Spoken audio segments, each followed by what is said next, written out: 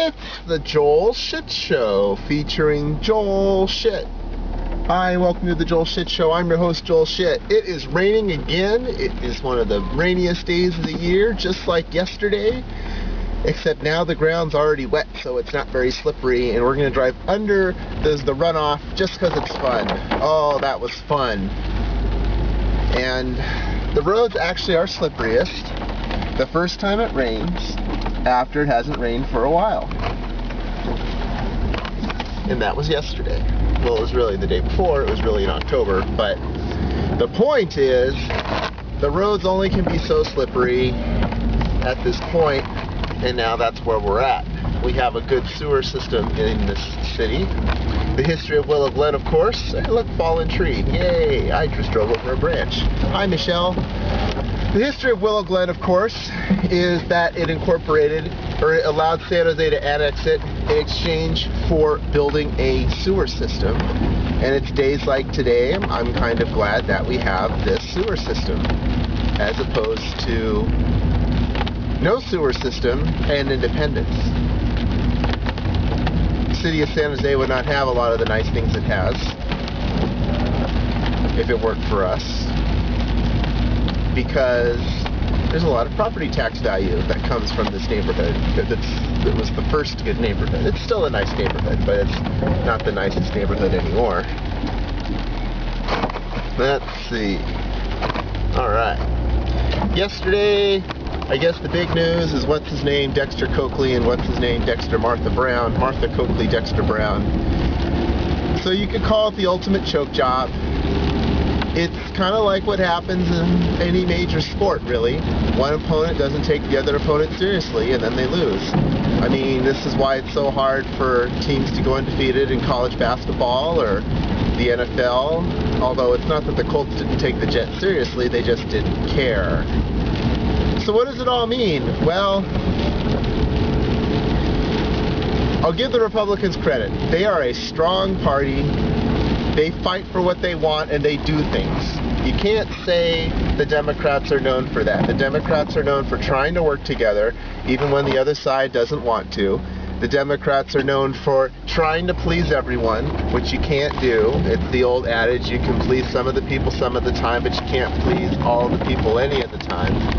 And that's what went wrong. They spent a whole year working on this healthcare thing, and they're not going to come away with nothing. What's probably going to happen is the House is going to pass the Senate bill, and then it'll be done. They're not going to use reconciliation because the Democrats are a bunch of pussies. Now let's think about the year 2000. In 2000, there were there were Republican majorities in the Congress, and there was a Republican in the White House. But there were not 60 Republicans in the Senate, so what happened? Well, rather than worry about filibusters, what did the Senate do? They rammed everything through reconciliation. The Bush tax cuts, which the Senate parliamentarian, forgot what his name is, I want to say it's Alan Cummings, but it's not Alan Cummings, he was in Josie and the Pussycats. But it's a guy with a name similar to Alan Cummings, like Pine Cove or something, but it's not Pine Cove, because that's the bar in Sacramento where Leanne from 98 Rock, formerly Live 105 and KCRH, hangs out. No. This guy that works on the Senate committee, or the Senate parliamentarian, said, you can't pass the Bush tax cuts with reconciliation. And they said, oh yeah? Well, let's have a vote and see whether you're fired. And it's just a majority vote to fire the guy. So they had a majority vote and they fired the guy. So what happened next?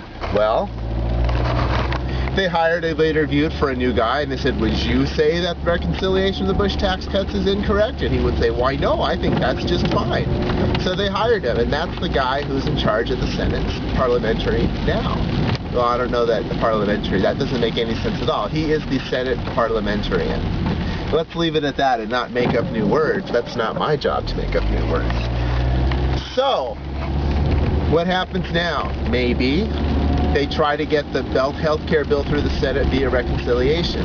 What if this guy who got the job in 2001 says, no, I'm sorry, but that is not acceptable as under reconciliation? Well, they can take it to a vote whether to fire him, and they probably would because they only need 51 votes. They wouldn't even need all the senators to vote.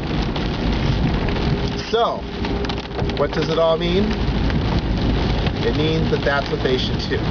Sorry, I don't rehearse these things. I just really reading really hard. So you're not going to get the most eloquent at 5:22 in the morning. You're lucky I can talk at all.